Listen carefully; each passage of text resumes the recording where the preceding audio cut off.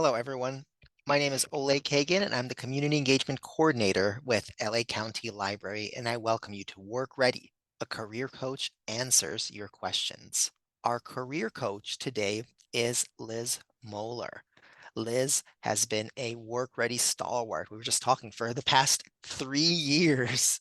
Started in December of 2020. Liz Mohler has been with us throughout the whole thing. She's done programs on resumes, she's done programs on networking and various other topics. And she has loads of experience, career coaching, I think decades of experience at this point with career coaching at all levels. And she's here today to answer your questions. There you are, Liz. Welcome, welcome, welcome. Good morning, Oleg, and good morning to all of our work-ready stalwart followers. I know that some of the people that log on just log on because I'm a familiar face. I've been doing this for a long time, and anytime Oleg calls and says, "What do you think the audience needs to hear?" And I always say, well, we've covered resumes, we've covered networking, we've covered the core values. And then we come up with this conversation style of ask a career coach. Mhm. So I'm super excited to be here. And I know Oleg's already gotten some questions in advance of this workshop. So I have Oleg, thank you. indeed. Sure. Thanks Thank for you, Liz. And I appreciate everybody. We've had a few people email us questions in advance, and that's great because that means that there are folks out there who have questions to ask. And since each program tends to cover one specific topic, sometimes I notice the questions get outside of the topics, and that's the genesis of this program. Because realistically, Q&A is one of my favorite parts of each program. So I said, why not make it the whole hour and a half that we can just spend digging into people's questions. So let's, absolutely. so I mean, what I wanted to start with, Liz, is just kind of your general read on the job market currently. I know you read in the newspapers things are going well, people are getting fired, things are going great, but then it's hard to know exactly what it looks like sort of as a whole. So what have you been seeing with your clients and just generally through your analysis, your perspective? It's a great question because I've been career coaching for over 20 years and I started my career with the government. So I actually worked for the welfare to work programs and the EDD programs and the one-stop career centers. And then I started to evolve into coaching at the high school level, coaching at the college level, career development. And now I do a lot of coaching at the executive level where I work with C-suite women trying to manage better, be better leaders, and sort of they're in a role and a responsibility to a company. And so I'm listening to what they're telling me is going on in the workforce. And I also do some outplacement. So I get calls by companies that are merging or they're downsizing and they need me to work with their employees who are being let go. And then, of course, my telephone rings and people call and they say, I'm just at break point. I don't want to do what I'm doing now. I want to do something else, but I don't know what to do. Or I get the calls from people who say to me, I haven't worked in a long time. I've had a gap. What should I do? And so I will say that as I'm reading what my colleagues and what my peers are doing to support people in getting back to work, the buzzwords, the AI, the chat GPT, the skill set things are top of mind for me. So today I will share, two or three of my Lizisms that are probably new and different from last time. Your initial question was sort of, how's it going out there in the world of work? Here's the Exactly. good news. Should we start with the good news? Yes. After 3 years of COVID, people are actually starting to leave their homes. And it's a little bit different to be having an in-person meeting. I just spoke at a conference and, they maxed out over 135 people registered. And so people are actually realizing that the people skills are really, really important. And so I'm actually encouraging a lot of my clients to lean into that personal skill set and think about the tasks and the skills and the interests that they have that involve working with other people and not going back to the machinery and the worrisome nature of what's online, because that's all we have during COVID is what's online. So, maybe digging into those people skills is something we should talk about today.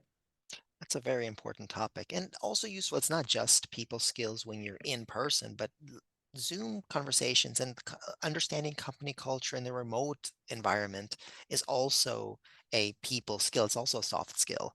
So all of those kind of come together and play with each other, if you will. Yeah, exactly. So let's get into some of these questions. So we already have people posting questions, and thank you out there for doing that. So let's get into some of the questions that we have here. So the first question, and the questions are gonna be sort of all over the place, and that's by design, and that means we're gonna return to certain topics. And so the topics that people ask a lot of questions about, we'll be covering a lot of that. We'll be covering a lot of that. So I know resume gaps, work employment gaps. We're gonna be covering that a lot. Resume questions, how to make your resume shine. We're going to be covering that a lot. And a few topics similar to that are going to be, we're going to dig into that. So the first question that I want to ask you is my most recent job only lasted 2 months. I quit because I didn't like the work environment. However, my employment before was 5 months prior. Is it a good idea to keep this last job on the resume? I'm worried it will make me look bad on paper. Got it. The old paper trail. Mhm. The challenge in that is that when you're doing what's called a chronological resume, some of the people interviewing you are just going to want to know historically, you were here, then you were here, then you were here, and what have you been up to?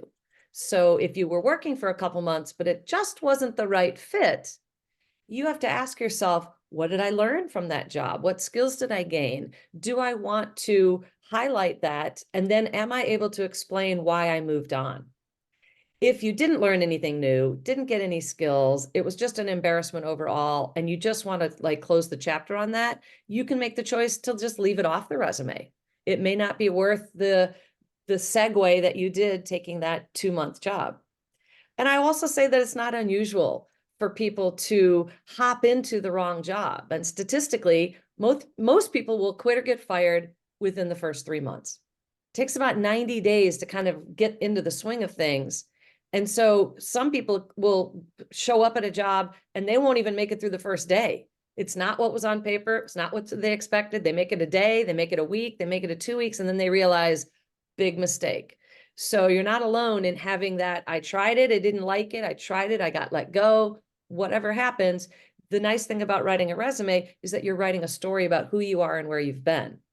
So you might be able to add the skills and the qualifications as a summary at the top, change the format from chronological to functional, highlight what you can do, and then continue on with the work history that you're proud of. In 2 months, or 2 months plus the 5 months, it's like 7 month gap seems like a really long time in the short term. Like right now, when you're coming off of it and you're applying for jobs, it seems like, oh, 7 months. But in 5 years, when you're building your resume, that gap is not going to look as dramatic. It's just going to be something that was in the past. So, that kind of longer perspective is sometimes helpful in making these decisions about what to include, what not to include. Yeah, really good point is that, life kind of takes us in different paths. And sometimes we need to step off that treadmill to take care of family, to take care of other obligations, or to try something new and different. But how you communicate that is so important. And looking back on it, you're like, wow, that was something I got through. It was a challenge. And this is where I want to go. So ready to move forward. So let's get into some resume gap questions because we started on this path here, and let's just dig into it. So here's a question.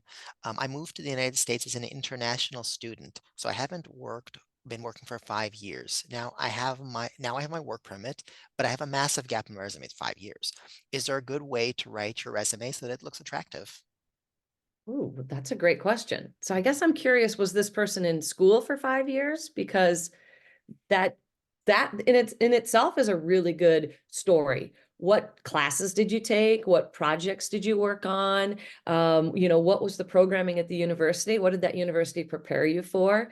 And that might be an excellent opportunity to go back to your college career center, go back to the alumni office, go back to the place that supported you and gave you these tools, and really ask them, what are some of the career paths that I can step into? And they might even have some referrals or some recommendations. Where do most graduates get hired? Where did the upperclassmen, students that you might have had, in classes with you, where are they now? What are they doing? And how can you possibly spin it as an internship or an externship or a residency, or, what were you doing in those 5 years that you can kind of highlight, work towards, and then what was the certificate or the diploma, or what did you get? That'd be one way to kind of fill those gaps, is to say that you were working as a student full time.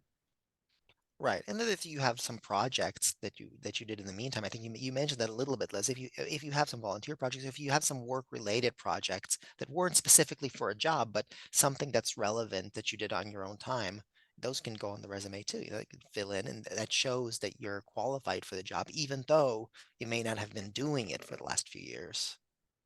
Absolutely. Absolutely. Yeah. Specific research paper, maybe you can talk a little bit about articles that you wrote or thesis that you prepared, something that kind of lets us know what you're interested in and what your skills are. So then the next question takes us way more general. What is the best way to successfully return to the workforce after a career break? You know, how do you address large resume gaps? Like if you're, let's say I'm the interviewer, Liz, and you're interviewing a job and say, "Huh, look, I'm looking at your resume here, and it looks like wait, you haven't had a job for the last 7 years. Yeah. Can you explain that?" Yeah, that is a great one. And that's where I like to help my clients figure out what I call some signature stories. Mhm, What are some personal experiences that put you on top? So, something that you were doing during those 7 years that was just an amazing experience. Think about a time that you were working, maybe it was travel. Maybe you were traveling somewhere, or maybe you were taking care of a sick relative, or raising children, and so you need to embrace what it was that you were doing that you loved to do so that you can explain to them about your passion. And when you think about a time you felt on top, something you were doing that you were passionate about, or a struggle that you overcame, maybe you were sick, maybe you were in the hospital, maybe you had a death in the family, maybe there was a crucible moment, something that really resonated with you that could have either pulled you out completely, but it's made you stronger. And so I talk about those signature stories as being stories that people will want to hear when they ask you the question, what have you been up to? What were you doing for 7 years? And you answer them honestly, truthfully. This is what was going on in my life. And this is what I've learned from it. This is how I've grown. And this is why I'm ready to return to work now. So that you can quickly transition from where I've been to where I want to go and what you have to offer to them as somebody who's already taken time off, but is now ready to get back to work. so what's an example of a signature story? Okay. Maybe from one of your clients, or obviously that's private, personal information. But I, what does one sound like? I have a great one. I worked with a client who did take time off. He was a contractor, and there was a lull in the building, whatever it was that he couldn't do the building, and he re-landscaped his own yard. And when he re-landscaped his own yard, he was doing a lot of creative different things with water irrigation and things like that.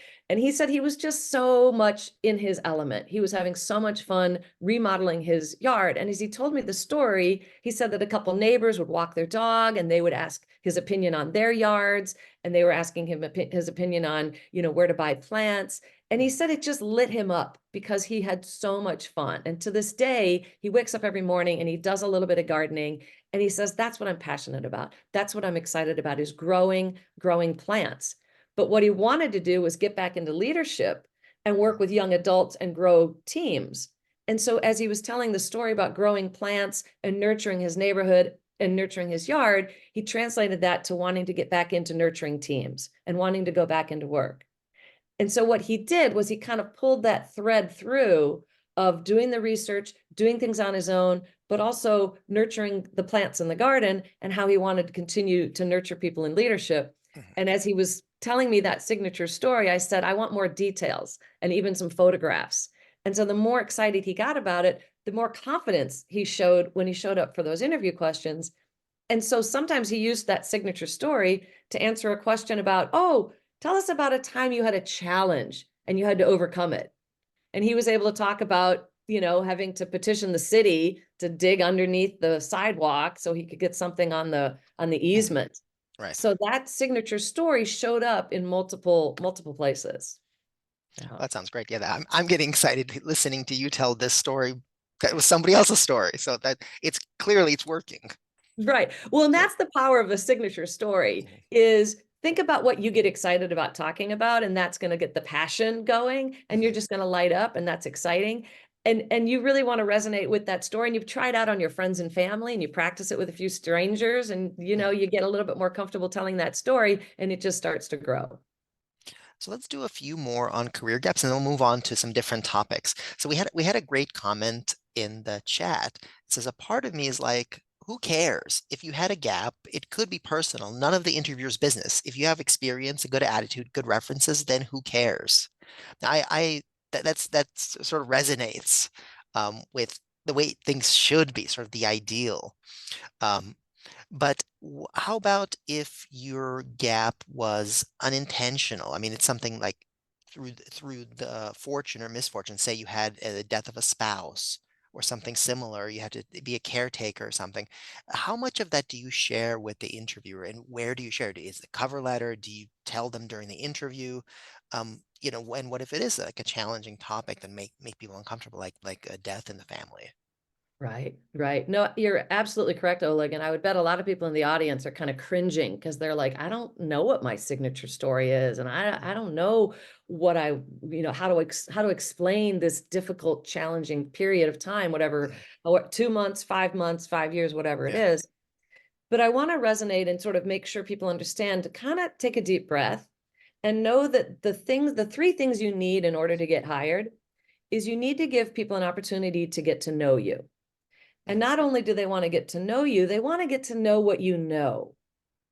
But it's important for us as the job seekers to say, I need to have an avenue or an arena or a possibility of getting myself out there so people can get to know me. How are people going to get to know me? What do I need to write in the cover letter so they can get to know me and they can know my background and my history?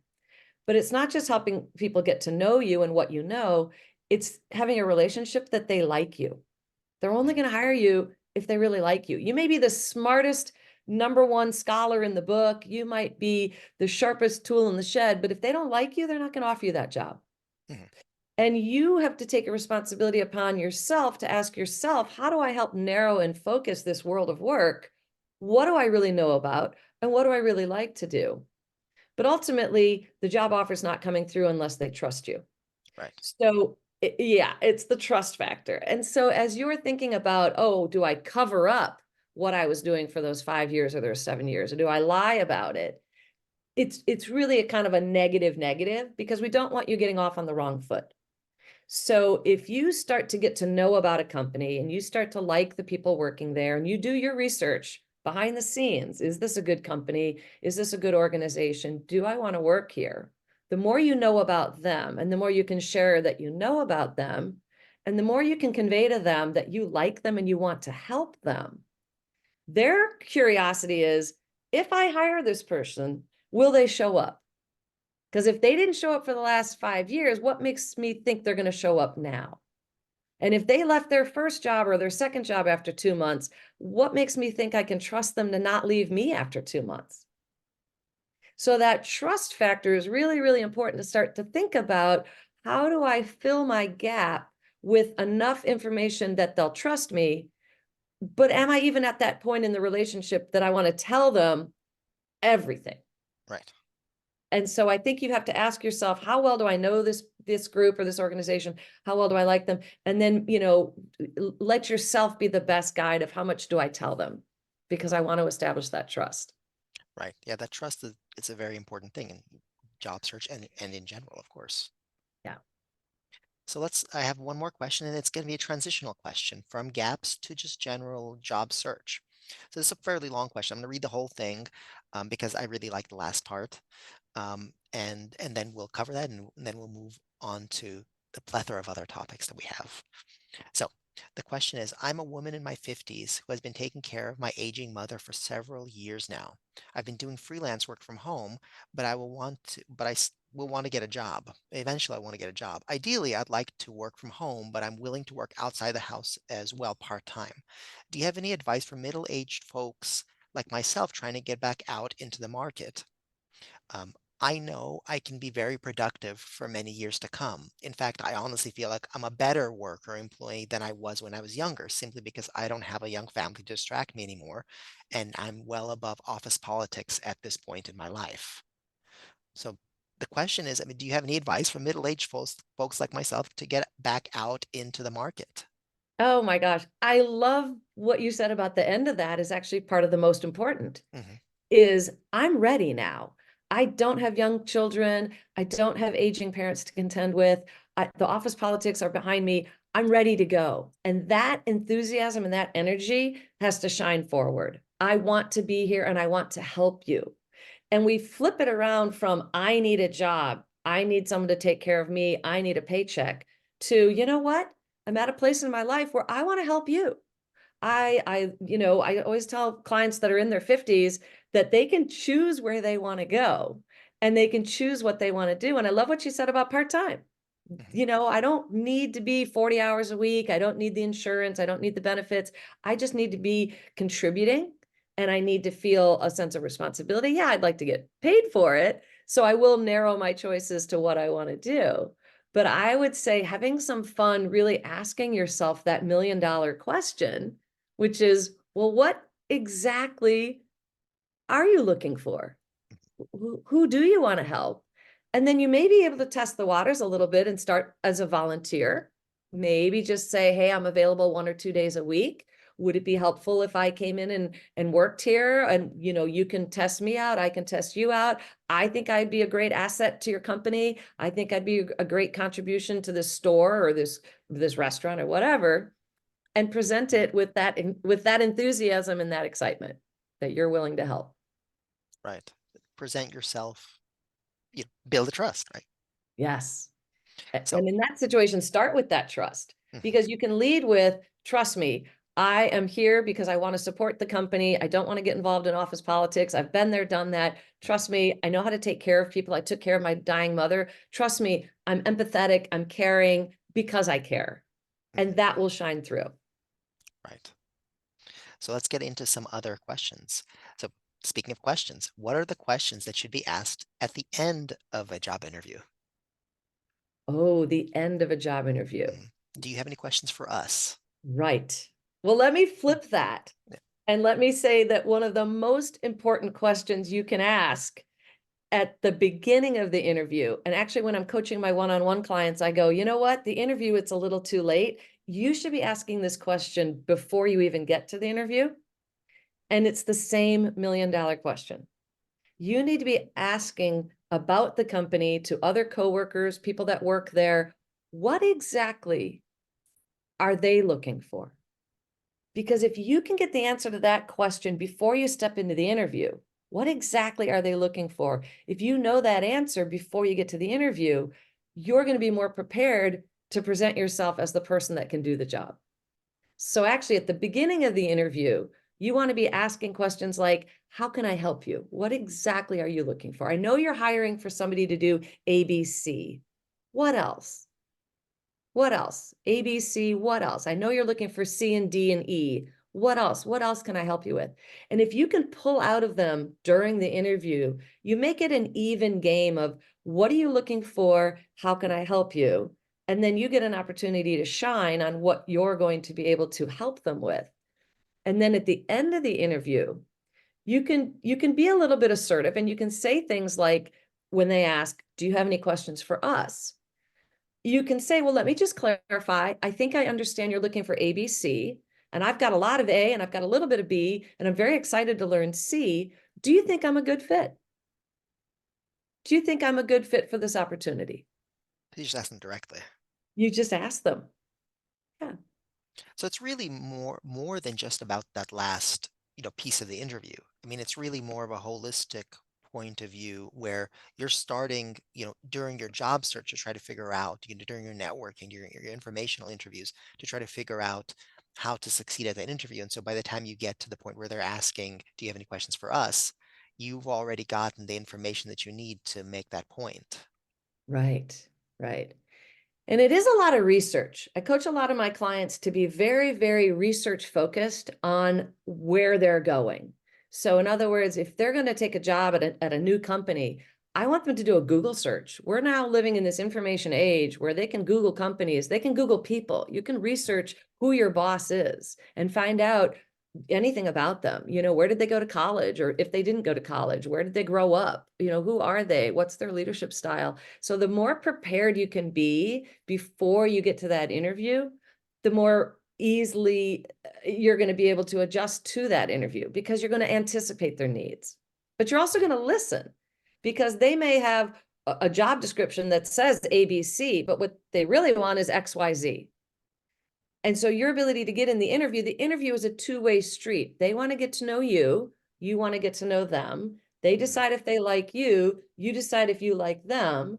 They decide if they trust you to be able to do the job, and you ask yourself, do I trust them to be a good employer? And when I hear in the chat, or I'm not reading the chat, so I'm relying on Oleg for that. Mhm. But somebody says, I quit that job after 2 months. Mhm. The curiosity is, okay, could you have figured out what was going on before you took the job, or was that just a taxi job or a gap filler job that you needed something while you took that job to get you going to get the next job? And I'm totally a fan of take a couple jobs in the middle before you get the dream job. Take a, especially when I'm coaching a young, recent college grad or somebody that's had a gap in employment and they haven't worked for a while, they haven't had to get up and leave the house and go to an office, or that's like a stretch. Take any job, take the least sucky job you can and do the best job you can. And while you're working that new job, get the confidence up, get some money in the bank, and start looking for the next opportunity. So The that when taxi you job. leave, yeah, a taxi job I is like the that term. job. Yeah. The taxi job is the job that gets you on the road to where you want to be. Mm. So it can fill that gap. So we're going to get into switching careers, switching careers, switching industries in a second. But here's a really quick answer to a really quick question. What is the best format to save resumes, keeping the applicant tracking system in mind? And I can answer Yeah. this one. Yeah. PDF, portable document format. Write it in Google Docs, write it in Microsoft Word, save it as a PDF. That way that they'll receive exactly what you send. They can be read by applicant tracking systems, the standard format. Every modern computer can open a PDF file. Just the only thing to keep in mind, so the format is PDF. No weird fonts, no no images, because applicant tracking systems can take care of those things. If you have columns, think critically about whether you should have columns in your resume. you know Keep the formatting as simple as possible, and that will make sure that a robot, essentially like an applicant tracking system, will be able to get through your resume. Absolutely. And Oleg and I have done lots of resume workshops. We even did a what's new with resumes. Mhm. So it's always about getting like a second opinion on that resume, or maybe a third Mhm. opinion or a fourth opinion. Have somebody else read it, look at it. Does it make sense? And I love that simple answer about the PDF. Remember to name your resume copies. In other words, you want to save as, and then your name, Liz Mohler, and then who's the resume for? So if it's Liz Mohler, Coinbase, if I'm going to send a resume to Coinbase, I would want it to say Liz Mohler, Coinbase resume. So they know one person for one job. That's what I'm going for. And then when they get a stack of resumes and they can't keep track of whose or whose, you want yours to rise to the top because it's clear, it's easy. Make their jobs easy. Help Mhm. them help you. If they ask you to fill in a long, detailed application online and you feel like, oh, see the online application, everything's on there, I'm not going to send much of a resume. It's like maybe they need both. So send them what they need and make it in the format that's easiest for them. Mhm. Yeah. All right, let's talk about switching industries, because a lot of people have asked about switching to a different field. So let's ask the most general questions. What are some tips to switch industries? I'm struggling. Yeah. Well, that is such a broad question. And yet that's why Oleg and I do this, is these are broad answers. And of course, what do we have, over 120 people here on the Mhm. call are Yep. curious about their situation. And so I will preface my remarks by saying this is a general statement about how to make a change in life. You've been doing ABC job forever and now you want to do XYZ job. One of the first things I can say is start hanging out with the X's and the Y's. Start hanging out where they are. Read the books that they read. Join the professional organizations that they're members of, and maybe volunteer. Maybe ask yourself, okay, I kind of sort of think I want to work with entrepreneurs. Well, where are those entrepreneurs? Where are those the Google groups or the meetups, or can I go to the public library and can I dig in and research everything about this new thing that I want to do, so that when I start to talk to people about this new thing that I want to do, I'm a little more knowledgeable. Mhm. It's kind of like focus in on what the know, like, and trust. What do I know about this new area? What do I like about this new area? And how can I get my foot in the door and start to surround myself with the people doing the kind of work I want to do? And then offer to help. See if they need a volunteer. See if they need somebody. You might be an accountant and you've done bookkeeping, but what you really want to do is be an actress. How do you get your foot in the door from being an accountant to being an actress? You might ask yourself, well, maybe I can be an accountant for a film studio and it gets me on the lot. And then I can do accounting in the film studio on the lot. And then I have access to all the directors and the producers who might see me and say, wow, who are you? Where do you work? You look like you might fit our part. That's just a random suggestion. I have worked with a lot of people in the entertainment industry, and they're always going back and forth from Mhm. producer to director to I want to do this. Now I want to make a movie. Now I want to make a podcast. So be Mhm. flexible and follow the people doing what you want to do. That's a really important point when it comes to switching careers. I mentioned informational interviews already a little bit, and informational interviews are where it's at because if you have a resume and you're not sure, will this fly? I know how it worked in my previous field. I've been working in it for 20 years or something. I know that if I saw this resume, I could tell if it's impressive. But in this new field, I'm not sure if my resume is impressive. But then if you talk to people, if you hang out where they hang out, if you have, if you make friends or if you have friends who are in that field, and you can show them your resume, they can go, oh, this part is not exactly the way we do it in our field, or this part doesn't seem right. That's a crucial advice because that's how you're going to get past that initial point of view. And actually brings the next question. I have 5 computer certifications, studying for a sixth, but have no experience. This is a career change. My resume has gotten no bites. Help. Uh-oh. Okay. Yes, that's a really frustrating one, is when you go back to what I call the beginning. And I think I talk about this in some of my What Job is Right for You workshops, where you go Mhm. back and you think, I need more education. I need more certificates. I need more training. And then you spend time and energy and money getting that degree or diploma or certificate. And then you have it, and people are like, who are you? Where's your work experience? Right. So the challenge therein is to figure out, okay, where can I apply some of these skills? And maybe I need to give it away for free until I can find the human person who can vouch for me. Who are your references? Could that be a professor? Maybe you go back to the classes that you got an A in and you say, can I be a teaching assistant? Can I help out here? Or you go back to the university and you say, or the certification program or whatever you bought, whatever 5 different Yeah, there's certificates. a lot of certifications in tech, and some of them are really important and necessary, and some of them are like, it's just a company who makes money giving us certifications. Yeah, exactly. Yeah. And sometimes you need to do a Google search. Sometimes when I get a Mm. new client and they've got technology and backgrounds that I don't even have, I will say to them, let's do this together. Let's put in the Google bar, who hires somebody with a C++ dot, dot, dot certification? Mhm. And then we get a list of companies. And so we've got those target companies, but we may have to go in the back door. We may have to go in the back door with respect to, who do I know that might know someone who knows someone working at that company? And then I like what Oleg said, do an informational interview and pull the student card. Pull the student card means, finding somebody and saying, hey, I'd love to hop on an informational interview because I'm a student who's just completed this certificate. And I value your advice and I would love to learn a little bit about your company. I'm a Right. student is Or a, your job. Not even or, even not I'm not asking for a job or anything. I'm not interested in working for a job. I'm just interested in knowing, can I do this job? You know, or yeah, what does it look like day to day? absolutely. Yeah. And what Oleg said is, you're not saying I'm looking for a job. You're saying I'm looking for advice. Mhm. I'd like to get to know. I'm at the very first level of know, like, and trust. I'd like to know a little bit more about you and how you got your job, or how your company works. That knowledge thing is the first step. Yeah. So next question is, I think, also a relatively quick one. A common question. I'm wondering if a resume should be one page or is 2 pages better if you have a lot of work experience? Gosh, these are great resume questions and great questions to say it depends. If your life has been pretty simple and you can put it on one page and it looks neat and it looks professional and that's all you need, then I say go with one nice clean page.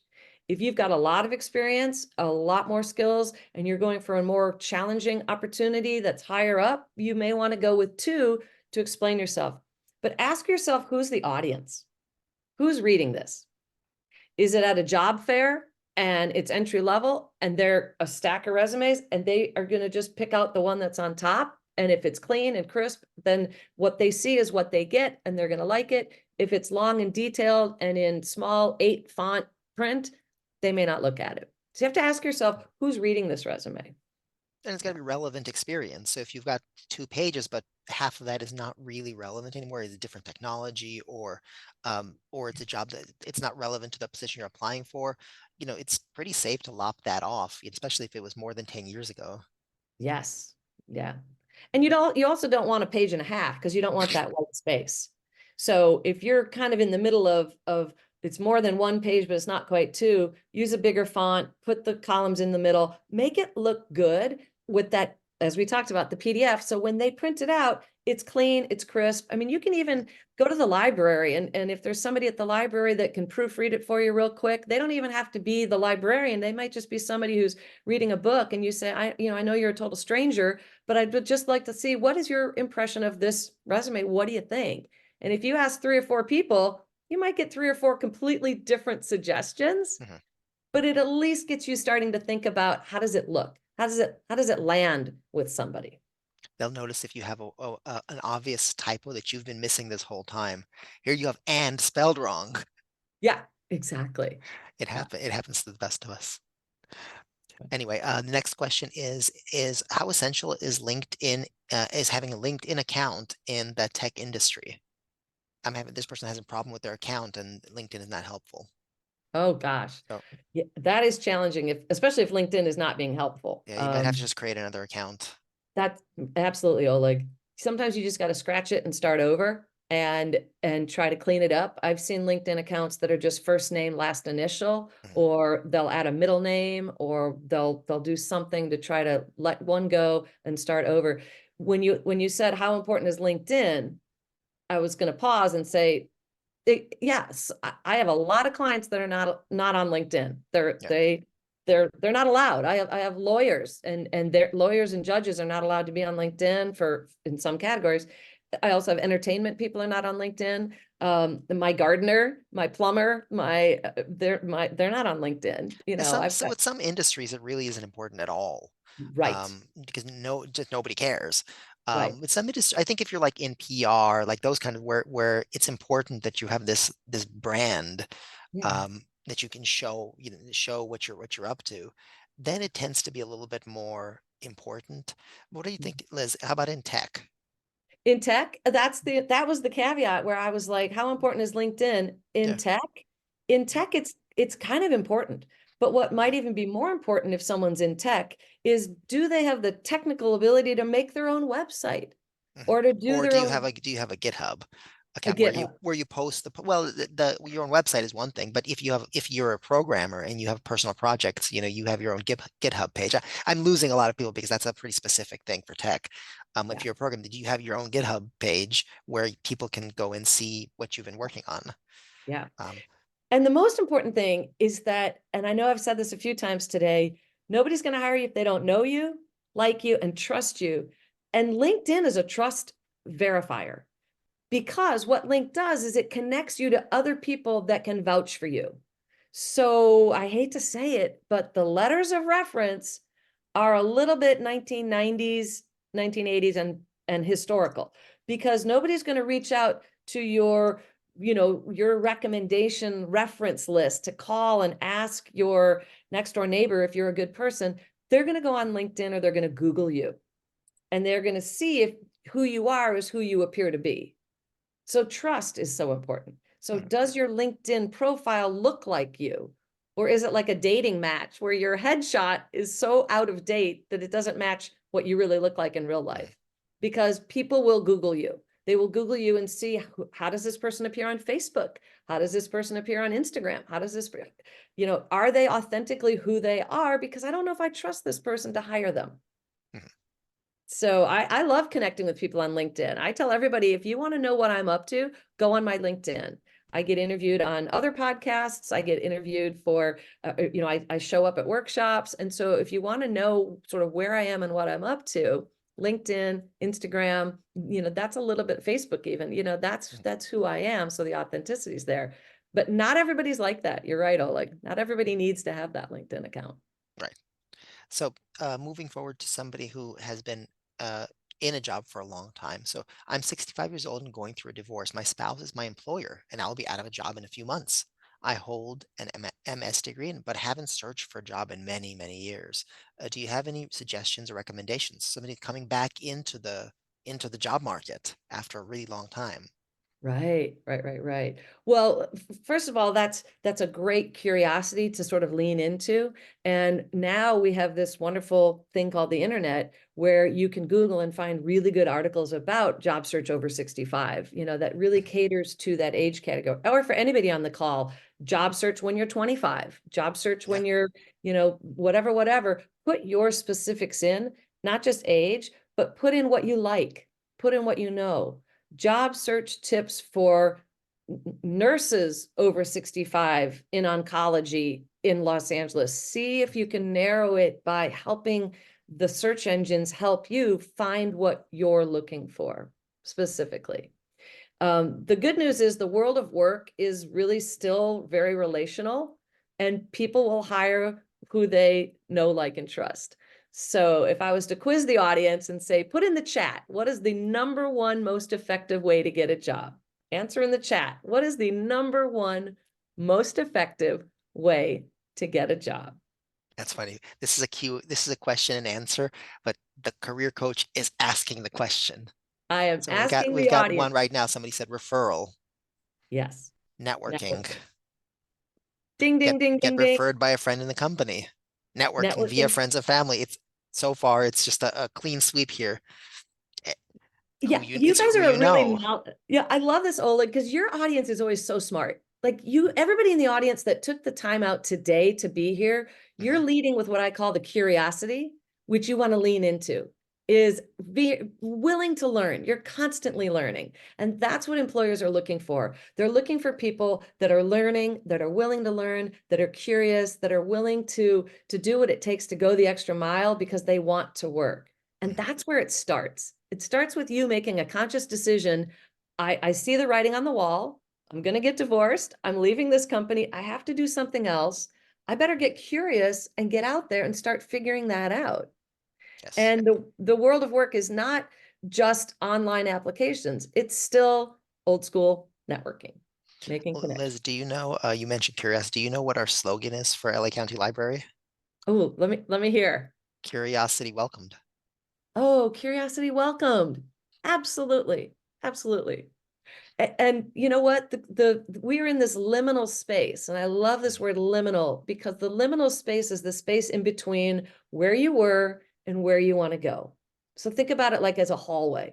Maybe some doors have closed, and as much as you want to go back to where you used to be and you used to work or what you used to do, that door is closed, and you're in this hallway, this liminal space. And the curiosity welcome is what's behind door number one. What's behind door number two? What can you see through the windows of possibility and opportunity? Mhm. And we just need to get moving down that hallway, that liminal space, and start knocking on those doors, start talking to people. Yeah. All right, so let's move on to our next question here. Um,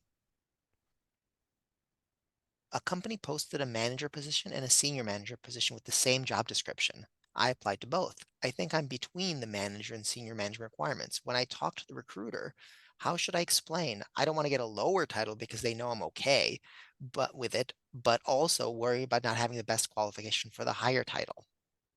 Ooh, They posted the great. same job description. That's such a weird thing that a company would do. Like why, if you're doing the same tasks, that's where the detail The details matter. Yes, yes. And there's two things that you said that kind of are a light bulb moment. One is recruiter. Mhm. So anytime a recruiter gets involved, you can lean in and be even more curious because at the higher level, when recruiters start to get involved, they win their commission when you take the job. So you can kind of lean on them to ask, tell me more about these two roles. Tell me more about what exactly are they looking for in the senior role and what exactly are they looking for in the junior role? Mhm. Because the number one reason that you're going to get hired, which is also the number one reason you're going to get fired, and the number one thing that you're looking for, which is also what employers are looking for, is pretty simple. And I'm hoping you're taking some notes on this and you maybe want to rewind and go back and go, well, what is the number one most important thing? And it's all about the fit. Are you a good fit for this opportunity? Are you a good fit at the higher level or are you a good fit at the lower level? Do you want to be managing people or do you want to be managing projects or programs or things? So clearly understanding what exactly is it that they're looking for will help you decide, and it might even help the recruiter. Are you confident enough? Do we trust you to take the higher level position? Or do we trust you to start where you are at the entry level and then we'll promote you maybe? We'll reevaluate. But asking recruiters to answer that question is a really, really good first step. Mhm. So this is a really good question, and I know my answer to it, and I'm curious what you think, Liz, although I think I know. I've heard the job search is a numbers game, and you should focus on putting out as many applications as you can with just one or a few resume templates. Each job app shouldn't take more than 2 minutes. Others say that it's important to spend time to tailor your resume to the job description, even if that means fewer applications. Wondering about your thoughts on that. How do you strike the balance between quantity and quality? Oleg and I have been doing this for many years. So, Oleg, what's your answer to this question? Oh, it's not a numbers game. I mean, it is in a very small sense. I feel like sending out 500 resumes to just everything, and I mean, we've had people who asked this question before and have said something, I've been sending out, 300 resumes a week and I haven't heard anything. Well, and I 300 resumes. That's a fantastic effort. Um, but I feel like that kind of effort is lost because think about who's receiving those resumes. You're just going into the pile, just a random resume that you don't even know what jobs you're applying to at this point if you're doing 2 minutes per job. I mean, is that job for you? Is there any, as you mentioned, is there a fit? Well, nobody has any idea. You're spending 2 minutes doing that. No, I mean, how do you write a cover letter how do you write a cover letter in 2 minutes? How do you sell yourself? How do you make sure that how do you even read the job description? Are you just clicking apply, apply, apply, apply, apply, apply?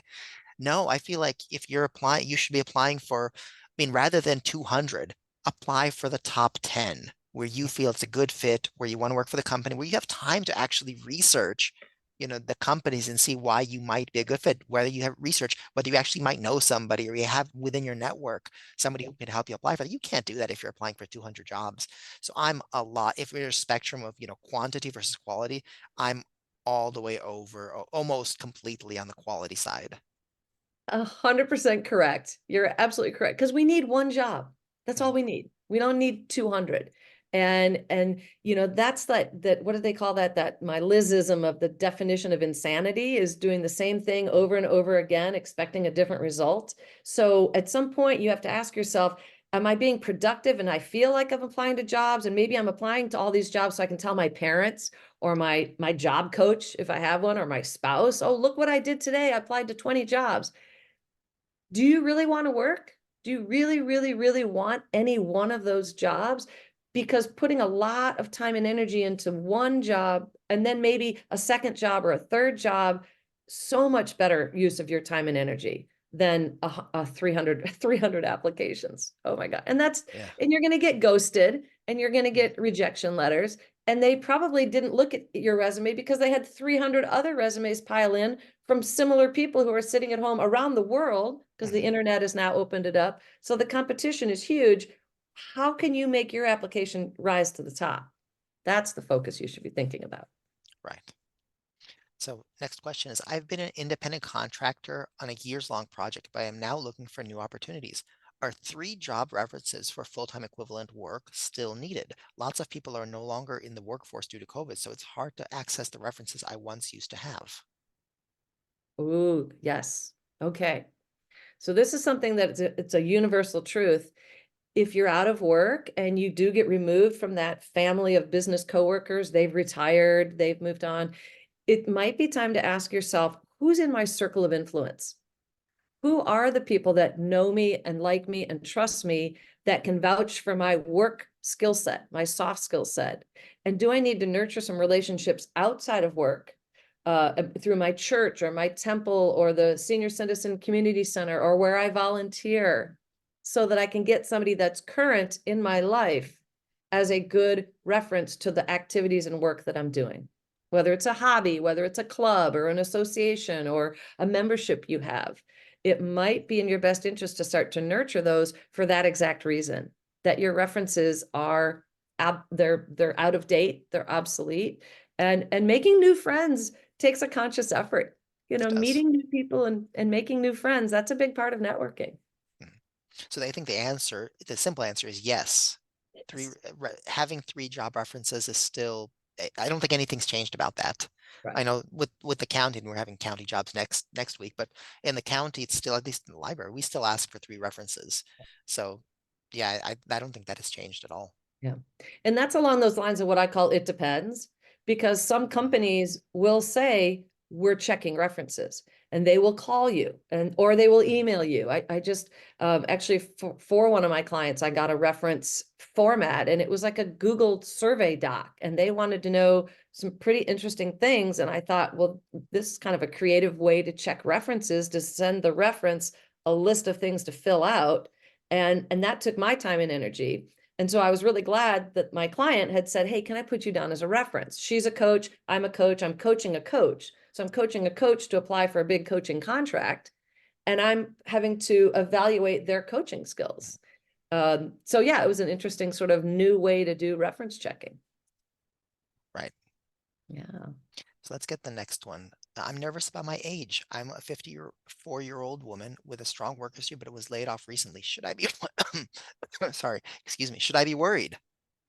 Ageism is alive and well, and it's out there. And so it's kind of like the person that wrote in earlier who said, you know what, I am now mature and I am now confident that I am not going to be flaky like a young person or, whatever. So we need to embrace where we are. If you're in your 50s or 60s or beyond, you're bringing a lot of wisdom, a lot of knowledge, a lot of experience to the table. And if that's what they're looking for, that's the right fit. Mhm. If that same 54-year-old is applying for a job that is mostly young adults in a hip, trendy, I don't know, Instagrammable Twitter box, is that a good fit for you? TikTokable. Right. So making sure that you can say to them, I think I'm a good fit because I think I add value because of my age and my experience. And then you're kind of addressing the elephant in the room. I plan to work for another 10 years. I don't have young children to take care of. I'm very excited to get back to work and help you. Mhm. Yeah, I think in an ideal world, it wouldn't matter at all. And I'm in my personal opinion, I mean, in the library where it skews older, Yeah. uh, it doesn't seem to make any difference at all. I mean, I would think that somebody who's older, has more experience, who's, as we mentioned earlier, out of that part of their life where they're getting involved in office politics, things like that. I would say that's only an advantage. Right. Here's a question that I've never had before, which I think would be, I'm curious about what you think, Liz. What happens if you've signed an NDA, or non-disclosure agreement, that prohibits you from discussing what you've been doing in detail throughout, let's say, 5 years? How do you put that? What do you do with your resume? You know, every once in a while, you're right, Oleg, that's a fascinating question. And that's not one that I coach a lot of lawyers. And a lot of Mhm. times I'll be talking to the lawyers and they will give me a caveat even as they're speaking to me, that because I'll ask them a question like, oh, I have another client who just got terminated. His whole department got shut down, but he had just gotten a glowing review. So he feels like he wants to argue it. And I'll have my lawyer clients sort of chime in on that and they'll say, oh, off the record, or I can't give legal advice. And Mhm. I'm like, but I just asked you a question, your opinion. And they're like, yeah, but. Not a So not a client lawyer relationship. exactly. So when somebody says, well, what do I do with an NDA or what do I do with a non-compete clause? Mhm, Sometimes I say, go back to that employer and have a candid conversation about them and explain, I am looking for work and you've said it's a non-compete. So it's not like I'm taking trust secrets. I just need to be able to tell people what I did. And I work with a lot of bankers. I actually have an outplacement contract with two banks that merged. So I'm mhm, coaching bankers. They're not supposed to say this client had this much money. That's understandable. But when they're interviewing for a job, hopefully, if it's in the same arena, they can say, I worked with high net worth individuals on high stakes contract negotiation in entertainment, or you give them enough information that they can trust you. mhm. You don't want to say to them, I can't tell you what I did. Yeah. That doesn't instill any trust. But you can go back and sort of get clarification. What does that NDA mean? How, Mhm. how do I make sure I'm within the law? And then how do I communicate that to a potential new employer? Right. That's very interesting. Yeah, I'd be curious, like what exactly. I've never signed an NDA in the library world. That's not really a common situation. What we do is we government work. It's not secret. In fact, it's kind of the opposite. Yeah. There's a lot of transparency in in the library world. So, yeah, I'm that's an interesting question. But yeah, that's Well, a good yeah. place to go back and see what what you can actually, what it says, but also what you can share. And I love coaching those kinds of clients. The more challenging, difficult, and detailed the situation is, the more I love coaching them to figure that out, because there's always two sides to the story. And so I'm always like, well, what exactly were they meaning by that NDA? And then what exactly do you mean by that NDA? And then how can we, what else, or what are we not seeing? Mhm, It's kind of like that philosophy of, I take a client from where they are to where they want to be, but they don't really know where they want to be. So there's that liminal space. mhm. So we have to kind of dig in and really, as the library would say, curiosity is welcome. Curiosity welcomed, absolutely. Yeah, that's a great one. So here's a question. I was diagnosed with general anxiety disorder and took some time off to get better. Then I helped my sister during the last months of pregnancy and helped her deal with her postpartum depression and a colicky baby. That's quite a situation there. It's challenging. I'm afraid they'll use it against me, and I think I have too much going on in my personal life to be hired. Um, is that the case? How do you overcome that, even like for oneself? Yeah. Absolutely. And that's a great, there's lots of empathy there. And that's also a lot of power to that person for getting the Mhm. help they needed, for finding a Yes. counselor, and for putting a label to it and saying, these are my challenges. And so we have a choice in life where we ask ourselves, and I'm going to use the analogy of like above the line or below the line.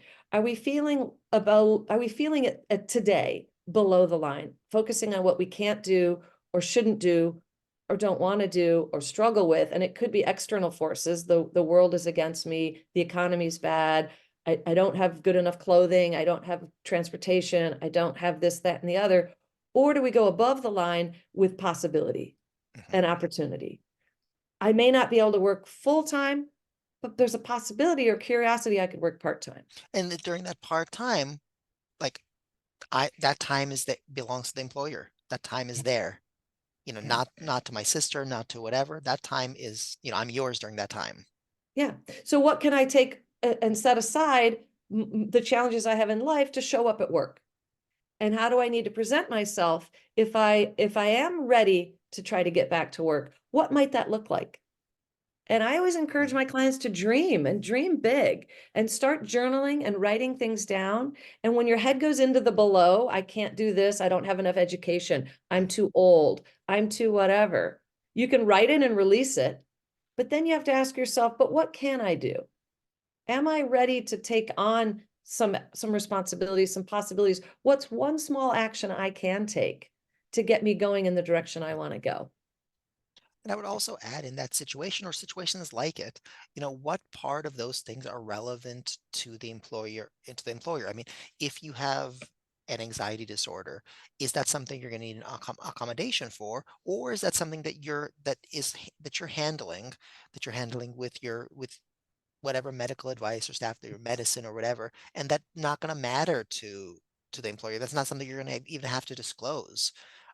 Similarly with the, if you're helping your sister with her baby, her postpartum depression, how Mhm. much of that do you really need to share with your employer? Especially in an interview situation, in a cover letter, you may not even really need to get in depth on that. So they don't really need to go in depth on what's happening in your personal life. Right. I mean, that's your business. Is it relevant to the job? Yeah. Probably not. Yeah.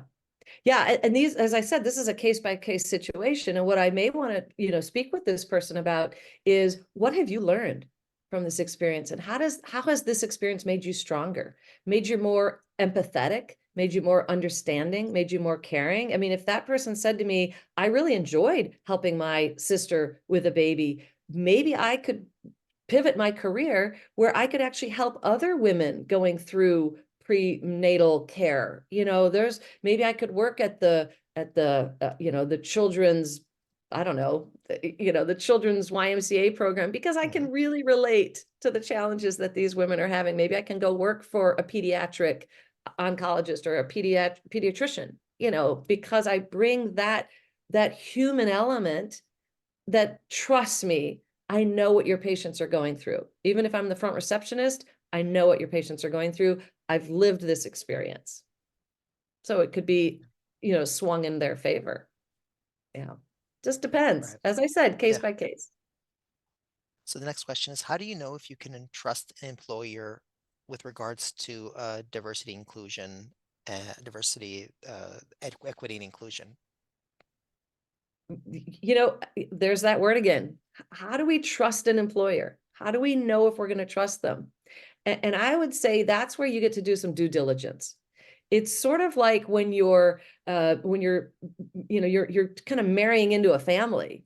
You might want to talk to some people that work there. You may Hmm. want to reach out to some people that left, or really do some due diligence on how good is this company. I mean, we now live in a world where, as I said earlier, there's a lot of public information. So Hmm. you can read about the founders, you can read about the owners of the company.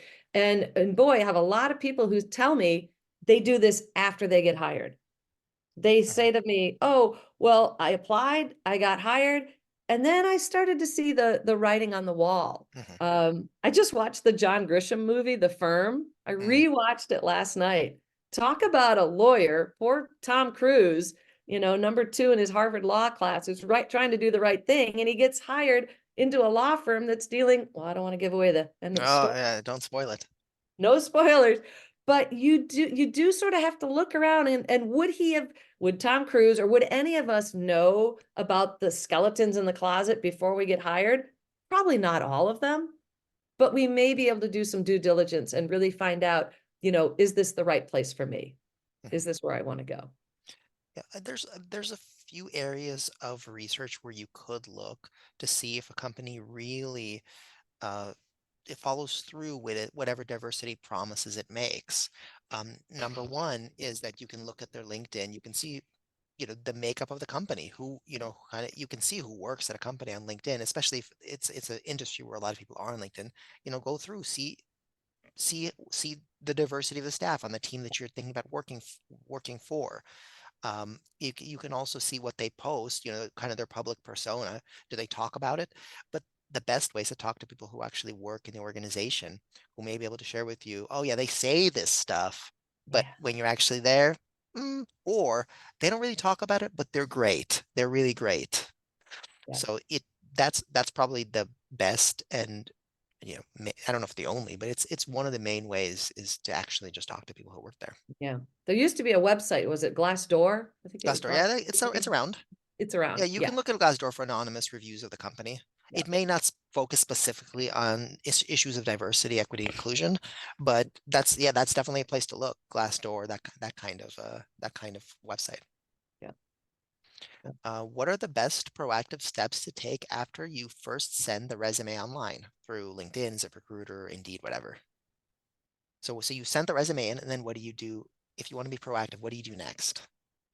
It's a great question. And one of the things that I always tell my clients is go ahead and start to follow or like or comment on what's going on with that company so that you become a fan of mhm, whatever that is. So depending on the situation, you might want to start to engage with their, if use their product, use their service, whatever it is that you're interested in and you've applied to, ask yourself, okay, if they hired me, what would be my 30, 60, 90-day plan? And so you've applied, what else can you do? And I would say anything that brings you more information about this company. Just sort of being aware and in that circle. Wouldn't it be nice if you ran into someone who worked at that same company and could tell you about it, even if they're in a completely different division or department? mhm. Yeah. Right. So let's see. Uh, my resume gap seems to make my application automatically rejected. So I did an MBA to make my resume more attractive, but still have not gotten a job almost a year after graduated. I either get silence or an automatic rejection email. How can I make employers like me when I have yet to reach a real person? Oh, yes. Therein lies the challenge. And it is a real challenge because it's the real people. Mhm, And so that goes back to that number one answer that we all know, which is it's about your network. And if you received an MBA, I'm hoping you received an MBA from a good school that has a good alumni organization and that you met some classmates. Because anybody else that did that same MBA, where are they now?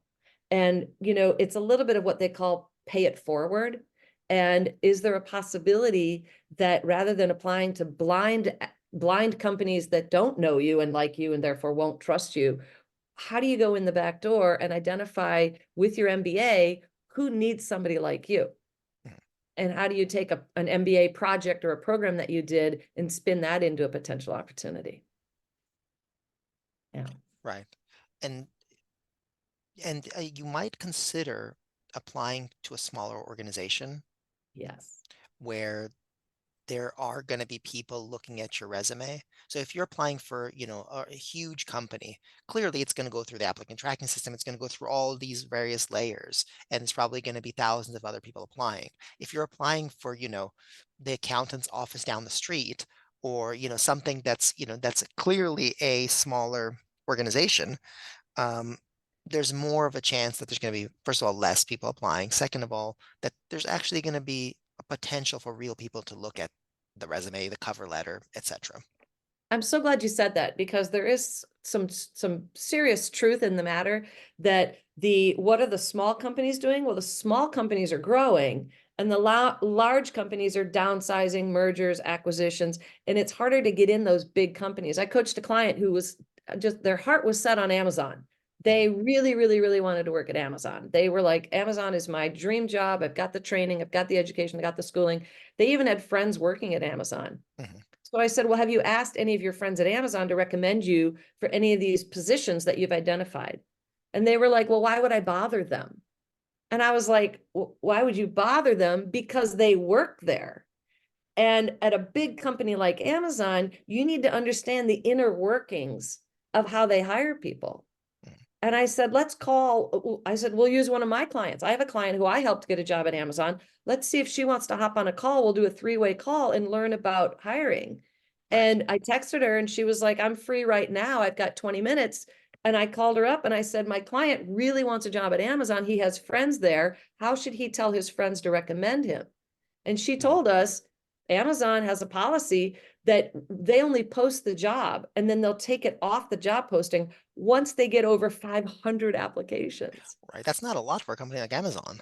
And then she said, and then there's another stage at 1500, and then there's another stage, and then they queue them up and they get points allocated if they've matched up with an internal connection. Mhm, And those get risen to the top. And so she's working in Amazon trying to hire somebody in her department. And she said she gets filtered from other Amazon employees that have recommended this person.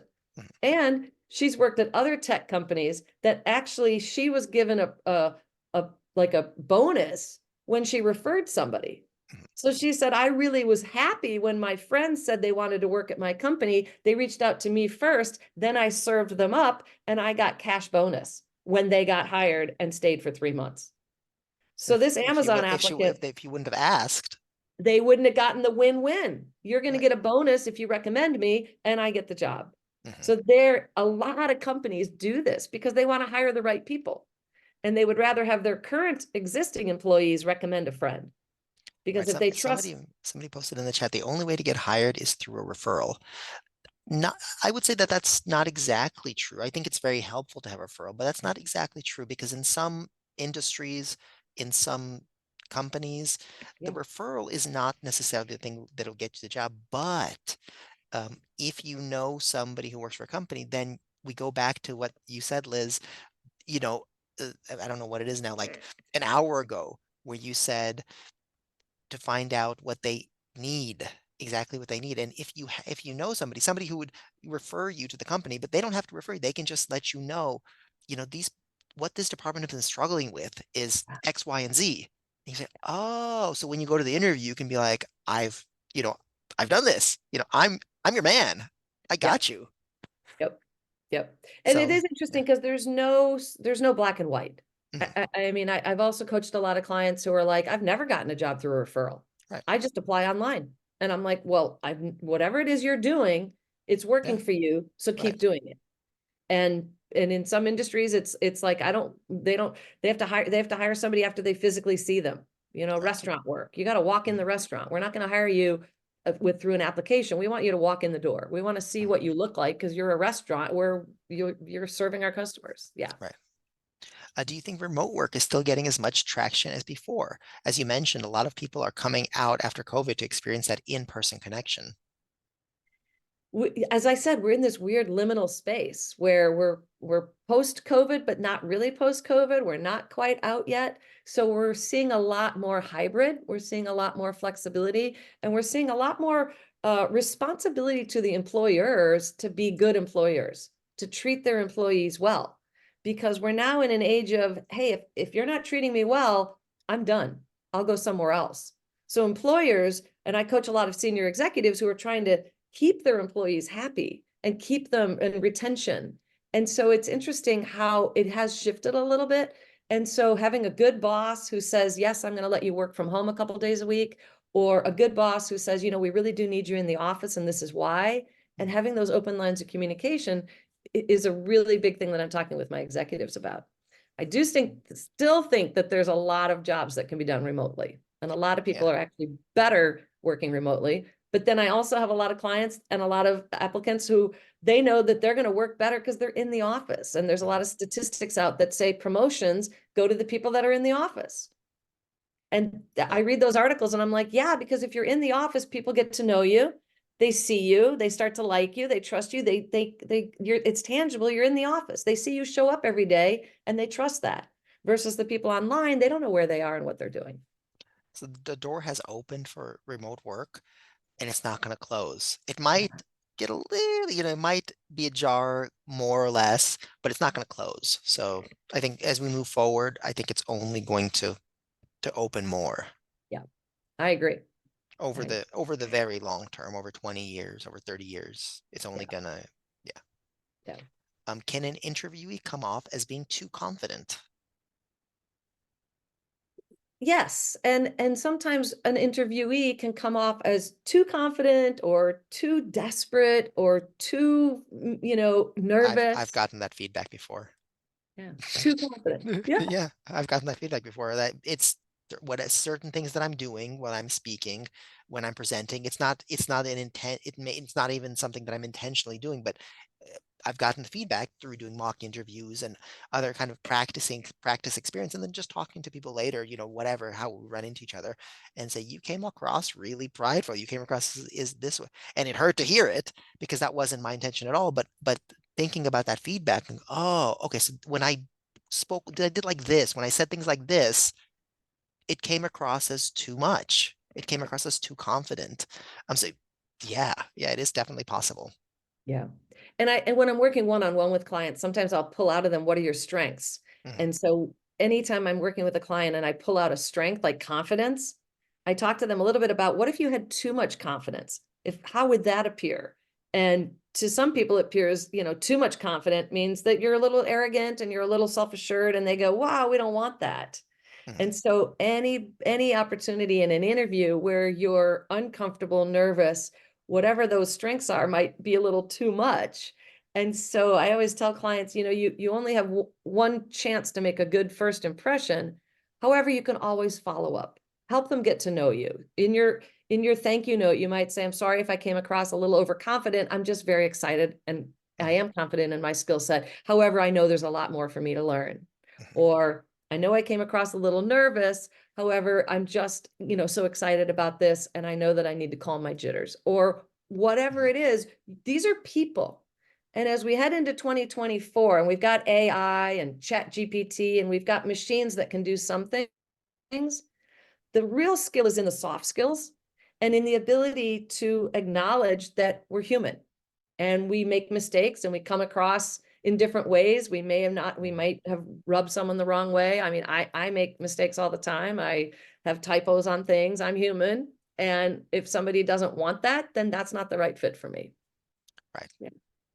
So, slightly related, how important is it to have a growth mindset during your job search if you want to understand the psychology of success? Oh, I love that. Yeah, a growth mindset and the psychology of success. Two thumbs up, three That's thumbs. that's a whole title of Carol Dweck's book, It is. Mindset: The Psychology of Success. Exactly. Yes. And finding somebody to talk to work through some of the stuff that's going on in your head. How important is this? And then talk to other people. Is this important? And why is it important? And how is it important? And how can I be better? That's a constant growth. We're always learning. This is why the library crowd is so great. You're all here to learn, and the libraries are open so you can walk in and learn even more. The online portal is always there 24/7. You're Mhm. learning from the library. The growth mindset may not be the thing that gets you the job, but it's absolutely helpful. Right. At Right. least, at least for yourself, or at least internally, because somebody with a growth mindset, like, is it possible to be too confident? Somebody with a growth mindset will say, well, yeah, like it will get feedback, whatever it is, confidence, not confidence. They'll listen to Liz when she's coaching, and they'll hear the feedback, even if it's hard to hear, and they'll go, okay, I can I can get above that. Like I can take that feedback and make myself better, as Right. opposed to having what is the opposite of not a fixed mindset? Where you're saying, Yeah. oh, I'm this, Rigid. well, I guess that's it. I guess I'm this. There's not, there's nothing for me. I can't do it. Right. Right. And the Yeah. idea is that you can get feedback and you can change. You Yeah. can see your resume and you can get feedback and you can change your resume and you Yeah. can change your cover letter and you can make it better in a way that will get you that interview. And Yep. at that interview, you can come across exactly how you want to come across and exactly how they want you to come across. Get that fit. Absolutely. Growth Yeah. mindset. Yeah. Yeah, because it does start with the mindset. It starts with the belief of life is kind of below the line on many days. It's difficult, it's Mhm. hard, it's Yeah. challenging. So that growth mindset has to be, okay, how do I make today better? How do I make myself better? I would even say that might be a nice closing question for our audience. Those of you that are chatting in the chat, what's one takeaway? What's one action you can take after this call? One person you can call or email you can write or place something you're going to research. What is one nugget that you learned in this conversation that Oleg and I have had? What's Mhm. your takeaway? A key takeaway? That's a good question. I'm curious what people write because we've been talking for, it's been an hour and almost an hour and a half. No, I was So going to say we yeah, might be we getting close to wrapping there's up. still yeah, there's still a lot of questions and there's no way. I mean, we have 71 questions in the queue, so there's no way that we can cover all the questions today. But that's not to say that we'll do this again. I mean, knowing that you all have questions, and if you have questions, go back through our archive because a lot of the questions that I'm seeing are also questions that have been covered in past programs at length, especially all the resume questions, interview questions. We've done programs specifically on that. We've even done one on in gaps, getting back to work. So if you're returning to work, we have a whole program on returning to work. It's called Work Ready Returning to Work. Yeah. Um, so there's somebody mentioned how do I find the past programs? They're in on YouTube. They're in our work and career playlist. Let me post a link once again, and I'll send a follow-up email after this program with a link to the video, but also it'll have a link to the work and career playlist and a few other things, just goodies that I'll put in there for everybody. Um, so here's a link Yeah. to the work and career place. So I'm looking at, so the question was the takeaways. And let me see what we have here. Look for volunteer opportunities in my field to make connections. Know, like, and trust. That's who people hire and companies who want to work for. Um, so many. I think the idea of being strategic. Yeah. I like Liz's take any job till you get your dream job. That's my takeaway. There's taxi jobs. Yeah. My dad was a taxi driver, so I respect the idea of a taxi job. Love Uh, that. I did not know that, Oleg. Yeah. Yeah. is know, like, and trust. Yes. I learned that things I'm letting holding me back aren't unique to me and that there are tangible steps I can take to still be competitive even with my career break. 100%. Good. I just want to like just amplify that right there. Like you can do it. You can do it. Absolutely. You're all here today. You're learning, Mhm, you're getting these little nuggets. And, Oleg has these programs regularly, and you could just set aside, just 1 hour each morning to kind of do something that's going to make you richer and learning something. And then maybe 1 hour to apply or to mhm. put yourself out there. Just, get dressed, leave the house, go to the library. As my mother would say, if you're ever having a bad day, just go to Trader Joe's. I don't disagree with that. I like Trader Joe's, They are but well trained. I would say go to the library. That's it. Go to the library. If Trader you're ever Joe's having or a the bad day, library. go to the library. Near where I live, there's a Trader's across the street from the library, so we can go to Oh, both. it's a win-win. Absolutely. Somebody said, I don't have just one takeaway. I have a full page of notes and great tips. Oh, Thank you both so much. And thank you so much. Thank you for being here. yes. All Thank right. you all. So I'm going to post the post-event survey in the chat. We always ask that you fill out the survey. It's only a few questions and it always helps us make the programs better. And there's a place where you can put topics that you want us to do programs about in the future. And I read all the surveys. I use your suggestions to come up with future programs. So take a second to fill that out. And Liz, thank you so much for sharing your experience with us, for answering all these questions. We have a lot of questions left, but Yeah. we've answered probably, we have 70 questions in the queue, but we've probably answered nearly that much or 50 questions. And we've answered a lot of questions. Yeah. And of course, you can always email us. I mean, Liz's email will be in the follow-up email. You can contact Liz. You can contact me. We'll happily accept your Yeah. emails. Yeah, I So will remind everybody, this is my career. I do this is charge Liz's career. Yeah, so like this is a not, lawyer, a doctor, an yes. accountant, sometimes people are like, well, can I ask you this question? And I say, well, let's schedule some time and I will treat you Mhm, like a client because that's what you are. And I right. am here to help you get everything you need. But there's so many of these great recordings that Oleg Mhm, has pointed out. And if you're on LinkedIn and you want to connect, and I don't get to read the evaluations, but if you give me a Liz comment, evaluations are very important because we mhm, do want to know what you're thinking about.